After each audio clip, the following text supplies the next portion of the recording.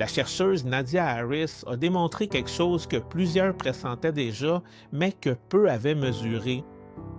Les blessures émotives de l'enfance, surtout celles causées par les mots dits à la maison, altèrent littéralement la structure du cerveau en développement.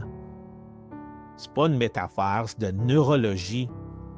Ce qui se dit à la maison laisse une empreinte physique. Bien des foyers sont pas détruits par les coups, mais par les mots. Des commentaires humiliants à table, des silences qui glacent pendant des jours, des phrases lancées dans un accès de colère qui s'enfonce plus profondément que n'importe quelle blessure visible. Et même si le regret vient ensuite, l'écho demeure car les mots ne peuvent être repris une fois qu'ils sont sortis. Le plus dur, c'est que les blessures familiales sont celles qui pèsent le plus, précisément parce qu'elles viennent de là où l'on attend le plus d'amour. Une insulte d'un étranger fait mal.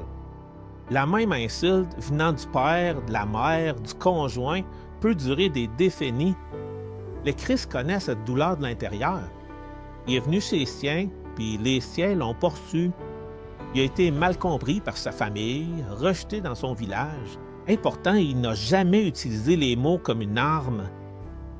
Même sur la croix, ses paroles étaient empreintes de pardon. Quand Christ habite en une personne, quelque chose change dans sa façon de parler. Pas d'un coup, pas parfaitement, mais la transformation commence de l'intérieur, car les mots révèlent toujours ce qu'il y a dans le cœur. Un cœur renouvelé, avec le temps, commence à parler différemment. Tes mots peuvent être la blessure que quelqu'un portera pendant des années, ou ce dont quelqu'un se souviendra quand il en aura le plus besoin. La différence n'est pas dans le vocabulaire, elle est dans ce qui vit en toi. C'est des paroles de vie. Une réponse douce calme la fureur, mais une parole dure excite la colère. Proverbe 15,